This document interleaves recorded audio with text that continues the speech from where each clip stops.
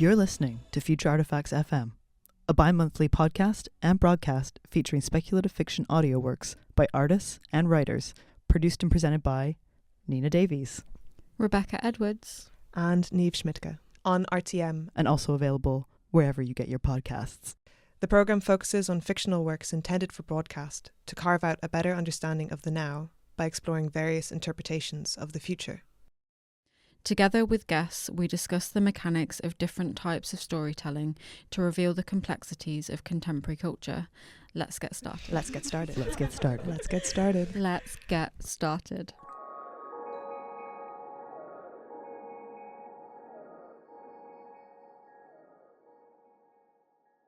Welcome back to Future Artifacts FM. Today we've got a really exciting episode which is falling a little bit outside of our usual format, and you'll probably notice that because the episode will sound completely different because we're not recording in a studio. This is actually the sort of recording of a live event that was performed on the 8th of February with artist Monya Riachi performing her newest work, although it might not be that new by the time you're listening to this, called Concerning Geographies, Entangled Histories. So this will have been a performance that was performed at Taco, and you'll be hearing a sound version of it. Yeah, welcome to the show, Monya. Nice to have you here. Thank you. Great to be here. So we're really delighted to have Monya Riachi on this episode of Future Artifacts FM and as part of this live performance. Monya Riachi is an interdisciplinary artist. Her practice is material-driven and research-led and is realised through installation, sculpture, writing, sound and performance. Her work centres matter as a site of narrative and archive and engages with themes around loss, ecological transformation, the politics of land and time, and the entanglement of histories of her home and adopted countries, Lebanon and Britain. Riachi is the 2024 Lewisham Art House Graduate Awardee. The one-year residency resulted in her solo show, Safe Waters, which is currently on, the culmination of a body of research that entangles the history of Deptford Central Library with the unfolding political, social, and ecological reality along the eastern Mediterranean coast, the Levant. Before we go into the piece and I pass you on to Rebecca, is there anything that, Monya, you would like listeners to know about the work before they hear it?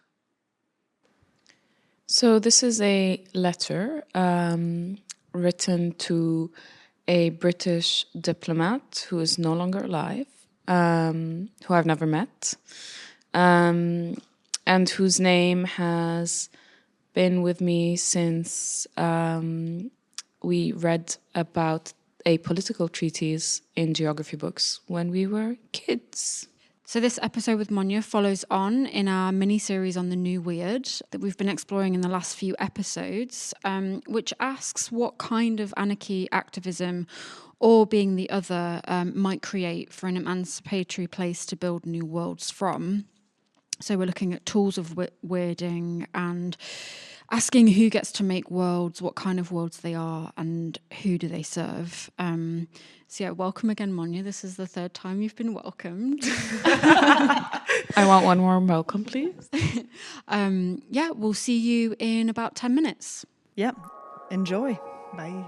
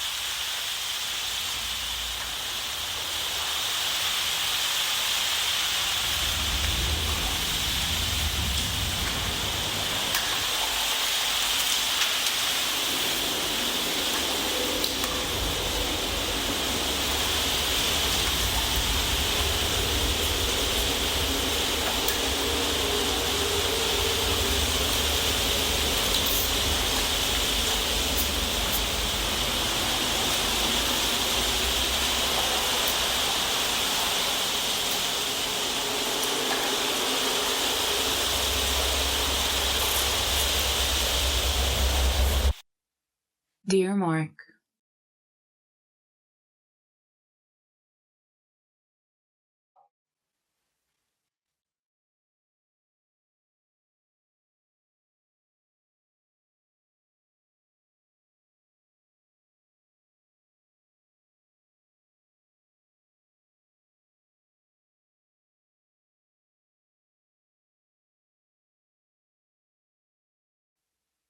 Dear Mark, I am writing to you from a building that heralds your big year.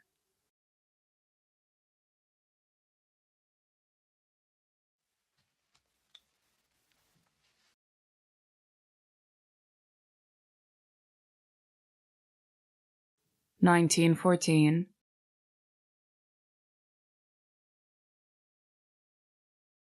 1914,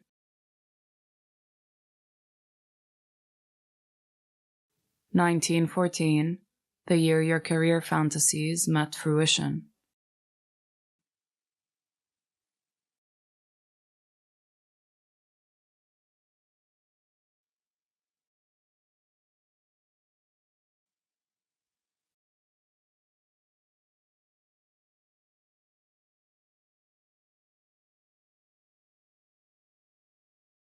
I am writing to you from a building that heralds your big year. Dear Mark, I am writing to you from a building that heralds your big year.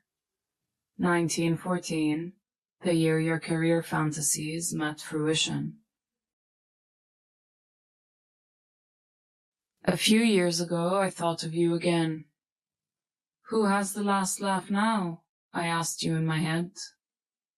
I believed I was triumphant. I had won my round at your game.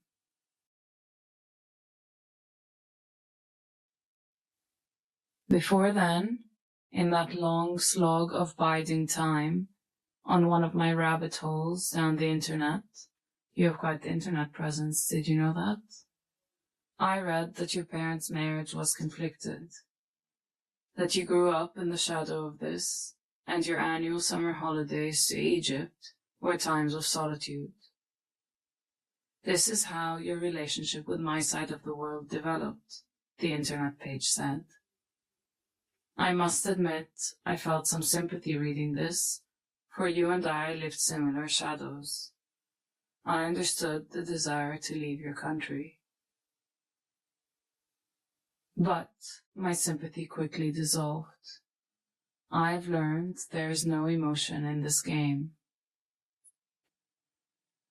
You came to my land on your yacht, with your pipe and your suit, with your pen and no knowledge of my tongue, to draw your lazy lines. I came to your land, no suit nor pipe, but your language occupying my mouth since the beginning, to extract from your kingdom what I am rightfully owed. If you can board a boat and sail freely, why cannot I?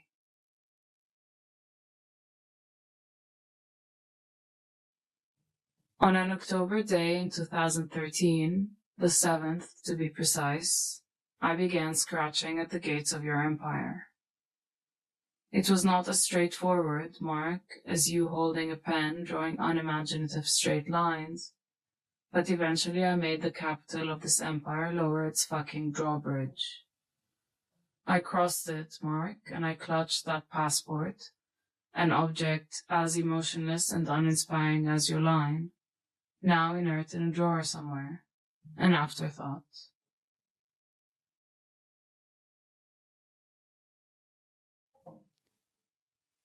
And so I thought I had the last laugh. But this game is not only about me. It is now October again, and I see it is you and your empire who are having the last laugh. For now, at least.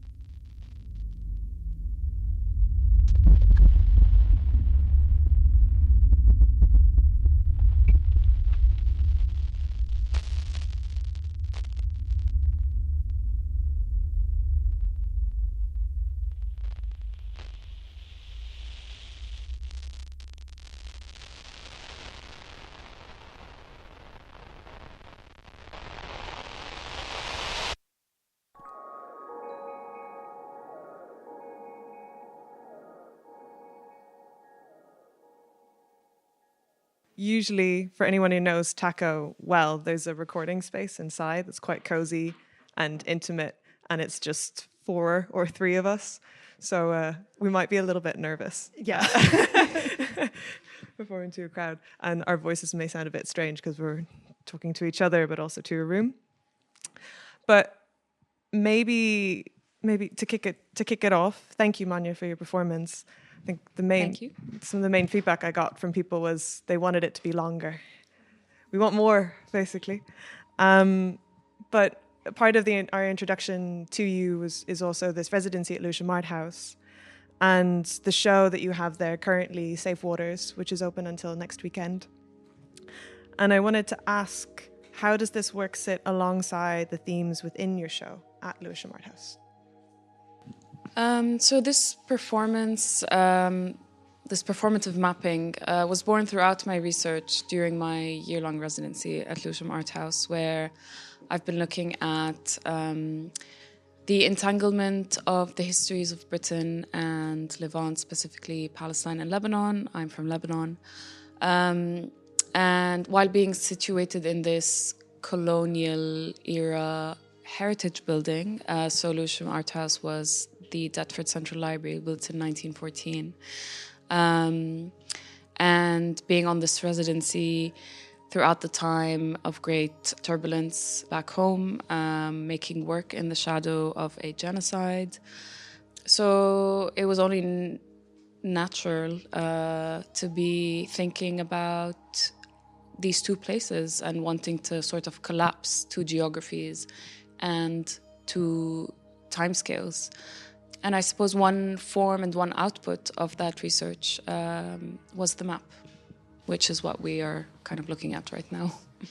We meet Mark Sykes, or Mark. Yes. Who is Mark, and kind of what's his relationship to the map? So Mark is a British diplomat. He is one of the two behind the Sykes-Picot map. This is a 1916 treatise of dividing what was once part of the Ottoman Empire into British and French mandates. So Lebanon was splitting a land that was once one land into several protectorates and dividing that up to kind of, this is now under French control, this is now under British control. And the reason why this has come up in the research is, again, kind of harking back to Deptford Central Library and connecting the two geographies. So a key date from one of the key threads that I began to tug at is the year of the foundation of Deptford Central Library, which is 1914. And there's a plaque on the facade that proudly pronounces this. And I saw 1914 as the beginning of a series of events that sort of catapulted the Levant into the political reality that we see today. It's kind of the product of several years and several political events. So from 1914, the start of the First World War, which then kicked off the Sykes-Picot Declaration of 1916, which then leads to, or paves the way for the Balfour Declaration, which then leads to the Nakba of the Palestinian people, which began in 1948 and is arguably still ongoing. And being able to reflect on these dates while being in this building has been something that probably I wouldn't have been able to do if I were still living in Lebanon, and that's kind of due to also the contested history between Lebanon and Palestine. So I wanted to acknowledge that, and a way of doing that was by addressing letters to this British diplomat, whose name we study from a very early age, but we know it through the Sykes-Picot map.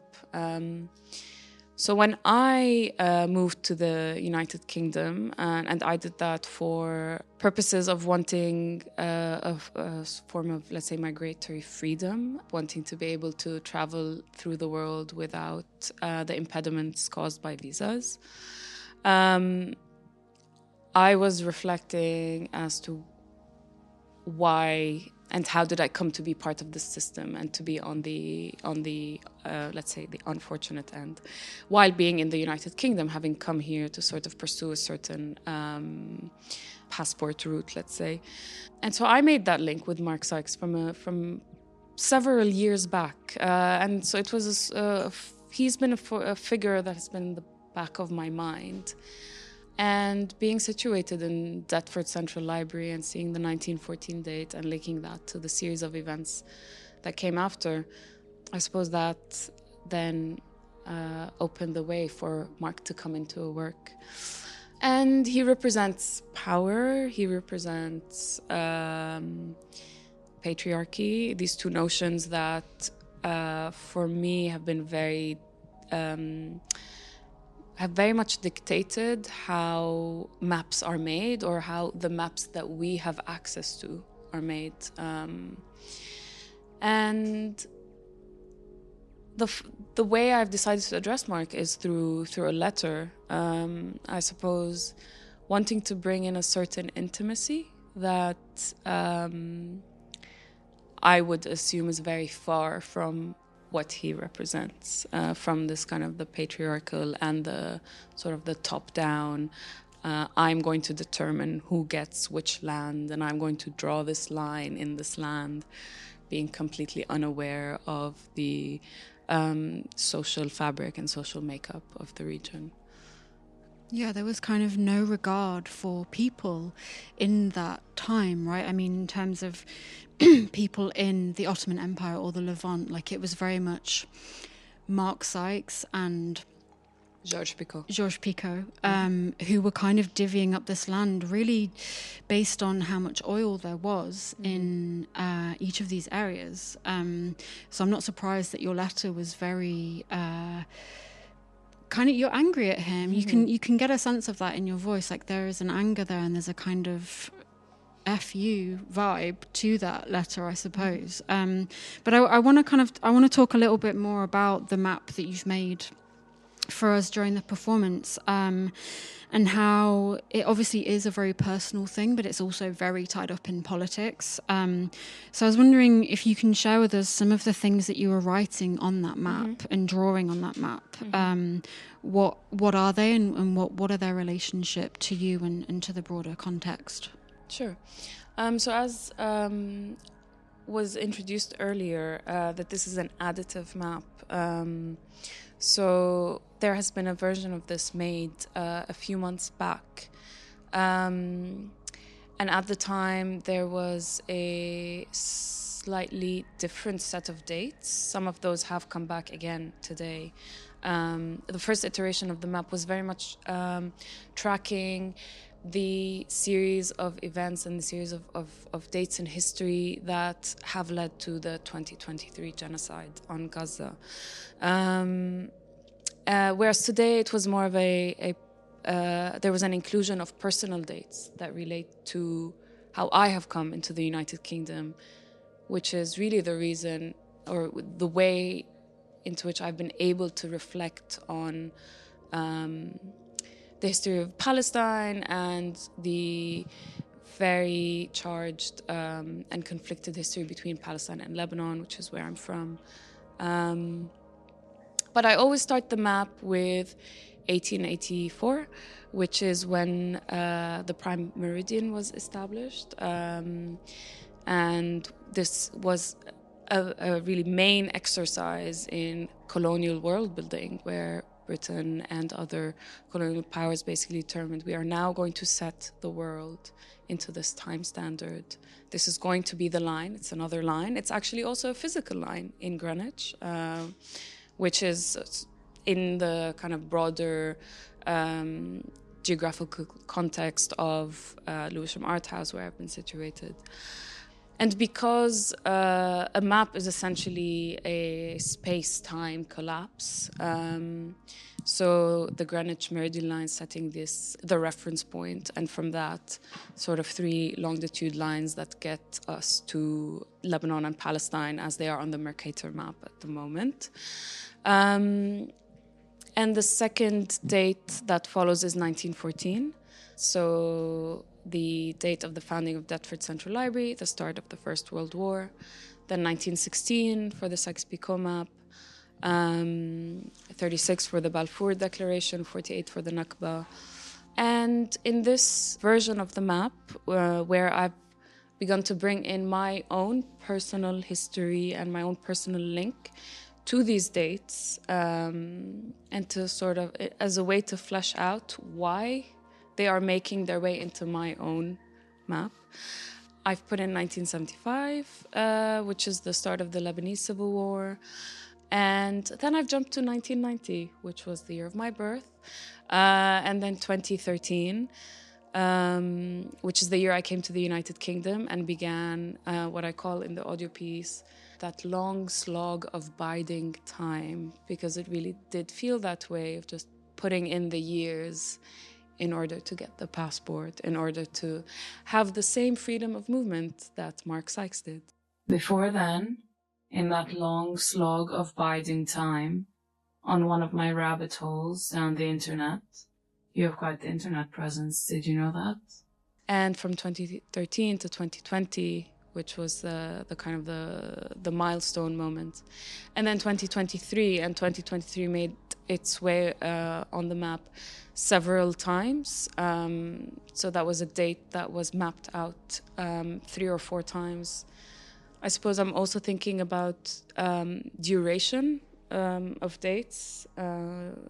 Some years, some months, some events can feel endless and perhaps are, even after they have ended in terms of in dates, their effects extend way beyond the year. There's also, I mean, you mentioned to me earlier that bowl that you use to contain the material is your grandmother's. So that bowl comes from Lebanon. Yes, it's. I wanted to bring in through materials, physical materials themselves, the places that I'm invoking, and the enamel cup is from London, some charity shop, but dates back to like 1970 something. So a very British thing, and the salt is Mediterranean sea salt. So yeah, and bringing in these materials that are a citation of the geographies that I'm working with, I suppose they also make their way into the map in some way. I'm going to go on to a question about the materials you use, but actually just before I go on to that, you said something about a phrase that I've just been thinking about just since you said it, of having access to maps, like certain maps. And I don't know, I think I just thought that was interesting, like that implies that there are maps that one doesn't have access to. And so I guess, sorry, this is not a pre-arranged question, so I'm kind of making it up as I go. But yeah, I was sort of wondering whether, when you said that, if you had something in mind of maps that we don't have access to, and what those look like or what they might be. I think for me, it's been about launching myself into this place of taking agency of creating your own map. So breaking away from these are the only maps that are possible. These geographical, political maps that have drawn these lines that tell us this is this country and that's another, and there's a clear border between the two, and we can't cross from one to the other without all of this kind of arrangements. Breaking away from that notion of the map as a prescribed thing. And actually one thing that has been really essential for me in getting here is being able to experience maps drawn by during the time of the Incas, and how map making was a form of telling the story of a place and telling the story of the movement of people through a place, rather than this kind of top-down way of Dividing resources and clearing out, imagining the land as a blank slate that you will then just draw onto your fantasies. So your question about what are the maps that we don't have access have access to, I think maybe they're the maps that we have to create. We have to sort of, in a way, find access within ourselves to create. Well, back to my prearranged question then. So I guess, so it's very obvious that there's sort of two main materials that you're using here, which is salt and water. And you've sort of, based on some previous conversations that we've had, you've spoken about salt as a political material. And I was wondering whether you could just expand a little bit more, and then we can move on to talking about water and how you use water. So I've been working with salt in my practice for over 2 years. And in fact, I was drawn to this material, I would say, after the Beirut blast of August 2020, when 2,750 tons of ammonium nitrate exploded in the port, improperly stored. Ammonium nitrate is classified as a salt, so it's a chemical salt, obviously. And then, a couple of years after that, let's say, I visited these incredible historic ponds in a seaside village in northern Lebanon, where salt has been mined traditionally for centuries. So it's a material of the land. It's a natural material. It's harvested from the sea, so it is really a product.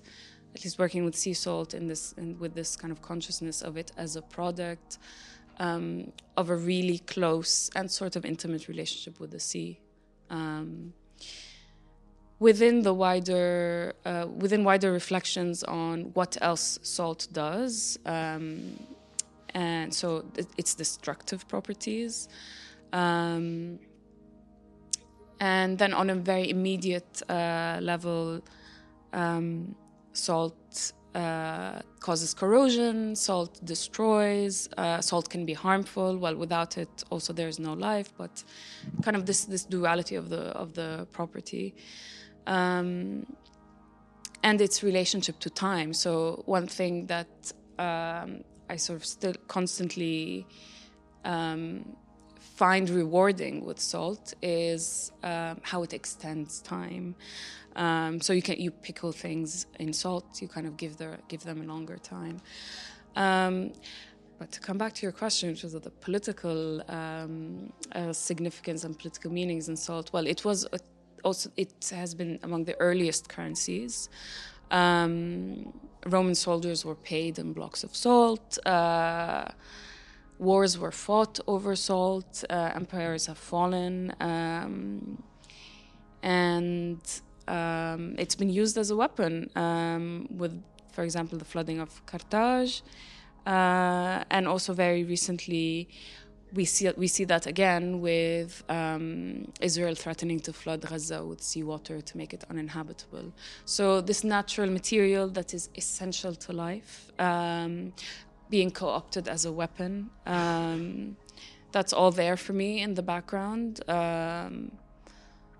These kind of dual properties of this mineral, and I work with salt in tandem with water, so alongside water, and I am very fascinated by their relationship and their relationship of constant entanglement. They're sort of constantly making and remaking each other. Water dissolves salt, and we think that salt has disappeared, but once water evaporates, salt returns. So something about that cyclicality and about that dynamic and sort of open-ended relationship. I also think about, we spoke before about maybe the commercialization of salt, and I think I mentioned to you about the Dead Sea and how that's become kind of like a tourist destination to get your photo of you floating in the largest sort of salted body of water that there is. But I'm also thinking about how when we cry, when we sweat, in these times of emotion or these times of energy, salt is released from us.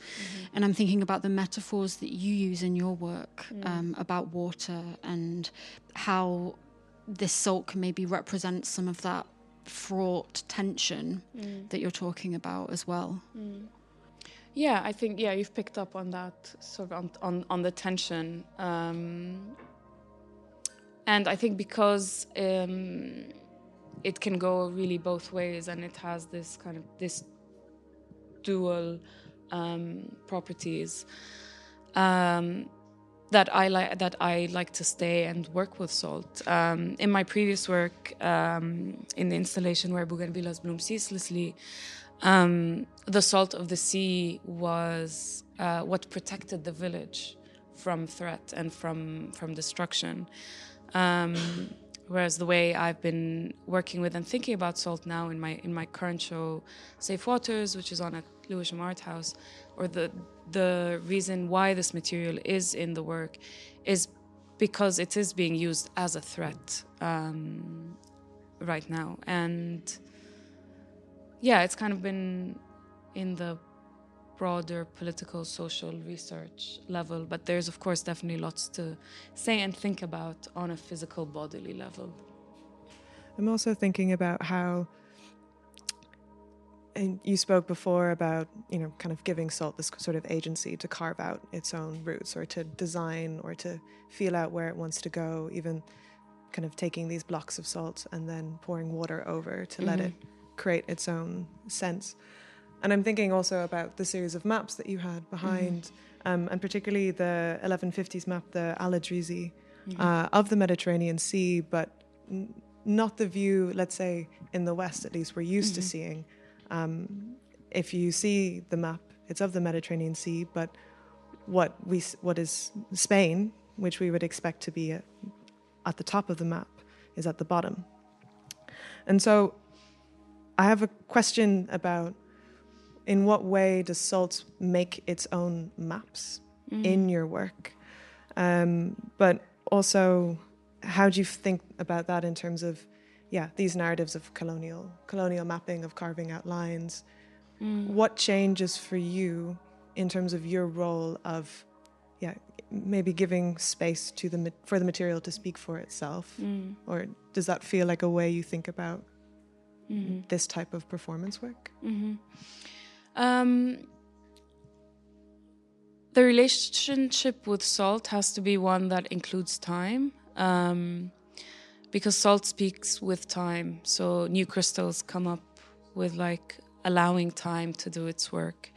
In the more immediate unfolding with salt, which is when I work with water, and the water and salt interact together to create their own sort of forms and landscapes.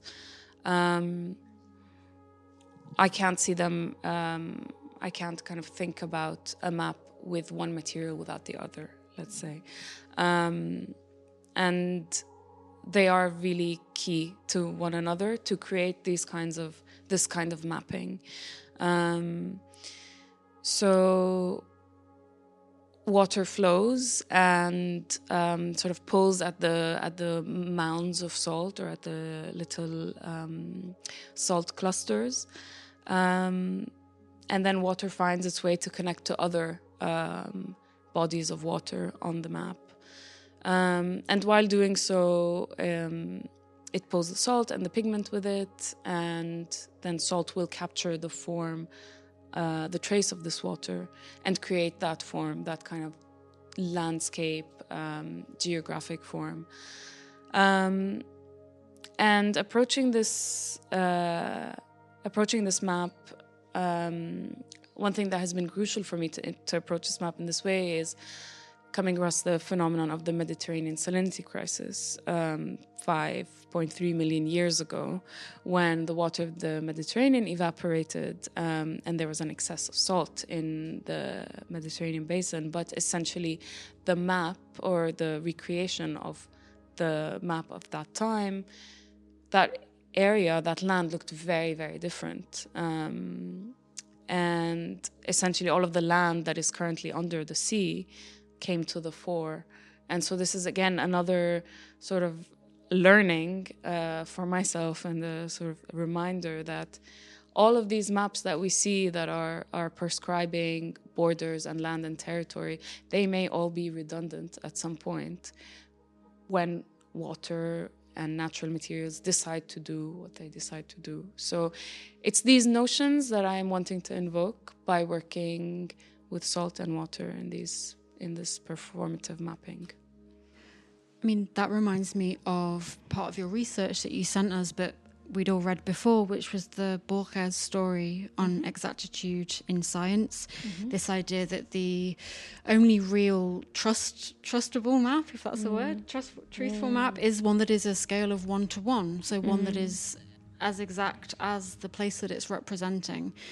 So I was kind of wondering, well, from this, I want to maybe unpack your connection to speculation and map making a little bit more, and ask what you think this parallel worlding, being careful not to use the word world building here, what this parallel worlding speaks to in terms of the fluidity of borders, like, or the resistance of colonial powers.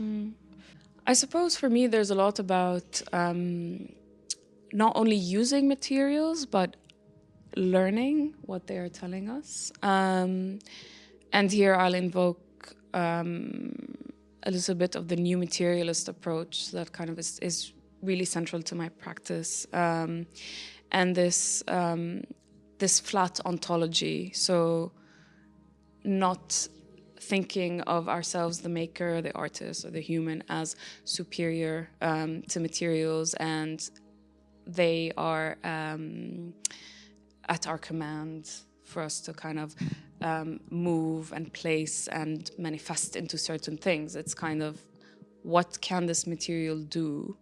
And I will follow what it can do. And so in this flat ontology, this non-hylomorphic approach to materials in my practice, but also potentially more broadly, how we can connect to the natural world, this is where I see possibly like a divergence or a resistance to the colonial approach of making maps, but also of worlding the world. Taking it a little bit, I guess, when you were talking about maps and how they kind of exist in a sort of static, like stuck in a period of time, and how materials, like this example of the Mediterranean Sea evaporating, and how materials at the end of the day kind of create the maps that we're living in. I sort of want to kind of almost fast forward to like today, and where the maps that we use are kind of constantly being updated. And I guess also sort of maybe not quite 1-to-1, but also with like GPS systems, we're placed in that map when we're reading it. Like we are the dot on the map. Or I think about Waze, drivers constantly updating the map. And so I wonder I know that you're not necessarily looking at maps in a sort of digital form, but I guess I want to sort of open up the conversation to what maps are today and how we use them. And obviously there's still, even though this example of Waze where people are updating it, it still belongs and is monitored by a sort of larger corporation. It's not us, but we're kind of still using it and updating it. So it's sort of like the relationship between the map and the user is completely different now. That makes me think about, what is the intention behind maps? I mean, of course, for navigation, maps need to be effective and efficient. But again, there is an entity in the background determining what is efficient and what is effective. So there is that shot being called. But perhaps if we think of maps as a way of telling a story or of a way of tracing a past and tracing a history, is a digital map the best way to do that? Is the fact that now digital maps are so easy to use and are literally at our fingertips, they're in our hands, is that taking us away from considering other more analog but alternative forms of making maps could be more specific or more suitable for what we are wanting to navigate and where we are wanting to navigate towards. Yeah. Well, and I think that, and we sort of spoke about this on one of our last conversations about, and I apologize to sort of bring my own research into it, but I'm sort of looking at the moment at the concept death by GPS, and how it's being considered of being included as a legal cause of death and sort of what that might mean. But there's something about also this, and I guess there's these questions of liability, which is why you would have a legal, why there would be a need for that classification of a legal cause of death. And GPS is neither a service nor a product. And so I think there's something here also about, I guess maybe where I'm going with this, I'm kind of getting to it in a weird route, but I guess the sort of violence of these maps, or the danger of using maps, and where, going back to this sort of idea of this static map, we sort of have always understood maps to sort of be these static things, and actually now we have these real world examples of where the map has remained static, and it has not been updated, where to say that this bridge is under construction and it's directing you to drive off of it, but there's actually, the bridge is not a full bridge yet. And so we're kind of almost seeing an increase in this sort of danger in how maps are used. And I'm sure there's many more examples. Well, I guess one thing I've been thinking about a lot with your maps, I mean, Rebecca and I were talking earlier about geography and sort of thinking about geography as defining points of connection, such as in navigation, but more specifically, that sense of, orientating yourself through a map as an aerial view. So kind of a god's eye, or a colonizer's view, a view that's separate from the reality of being in a place. And thinking about how, oftentimes when you first, perhaps, let's say, learn how to navigate, or thinking it about as a child, you give yourself place markers. This person lives on this street corner, or I see this tree, or this footpath looks like this. And now more and more, as we get used to digital maps rather than very material ones, it feels like there's more of a separation, because your understanding of a place is, oh, this road curves up in this way, rather than, oh, this is a hill that goes up and is steep. And so I guess maybe there's a question here in thinking about, how maps are operating, both in terms of a historical violence, but also in terms of a contemporary, I don't know, kind of disembodied feeling. I don't know if this is something that you think about as well, in terms of, you're from above making a map, but what does that also mean to sort of step inside of it, let's say, or these peaks becoming things that you move through rather than view from up above? Yeah, this makes me think of a really great text called Inclining to the View, because essentially we never experience the world from this kind of top-down, perpendicular, horizontal axis. We are always at an angle to everything that we are experiencing. And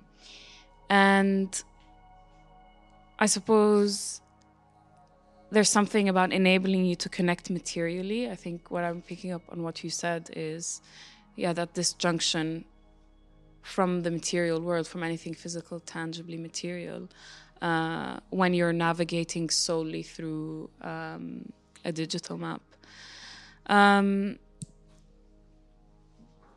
For me, I think there's something about almost a humility of, I am a small tiny speck in this world, and working with materials that are abundant, that exist, but that are also unpredictable, that can be threatening to life. I mean, we haven't talked about that yet, but water is sort of a positive force, let's say, or it's harnessed for its positive properties in my map making, and for its, it naturally connects and wants to connect and create connections, but also we are all threatened by water right now. So there's sort of, or a desire for humility and for acknowledging that these materials, which are agents, it is so essential to have a consciousness and an acknowledgement of the power they hold over our lives, and to aim to perhaps negotiate with them in a good way, whether through artistic practice or outside of that.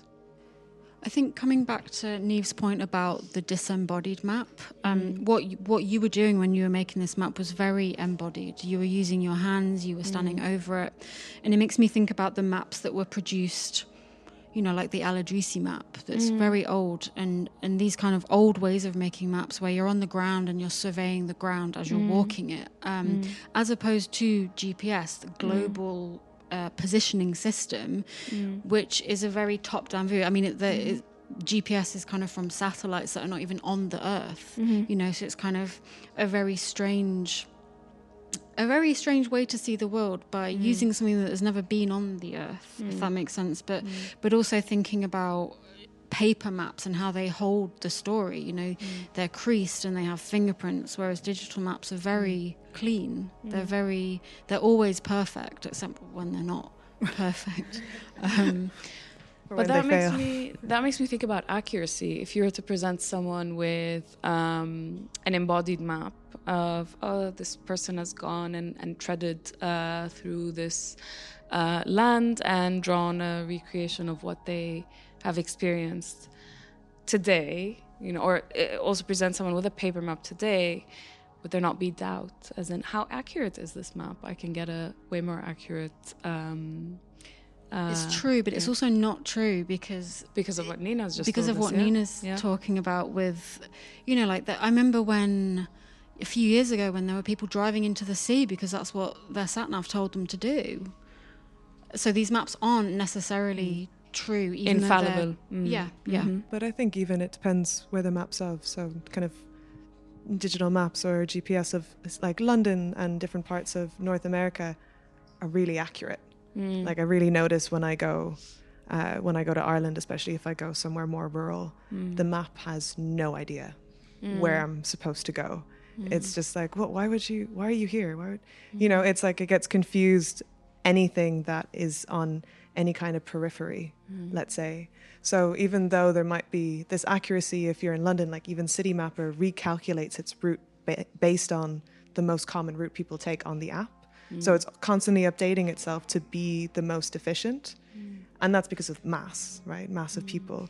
But when you go outside of those mass centers, like Citymapper in Dublin is shit,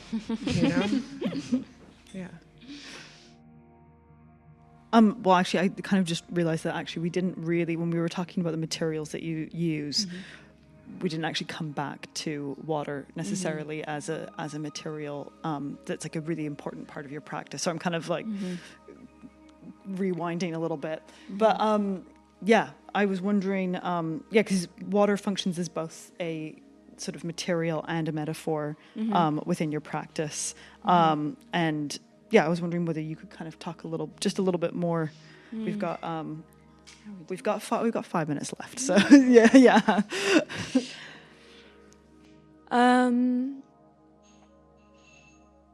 I think about I watch water. That's what I do to begin with. It's dripping right here for anyone who can hear. And I mean, so much has been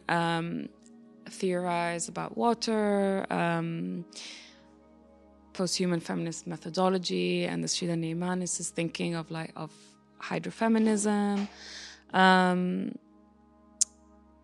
But it is, again, an inherently political material.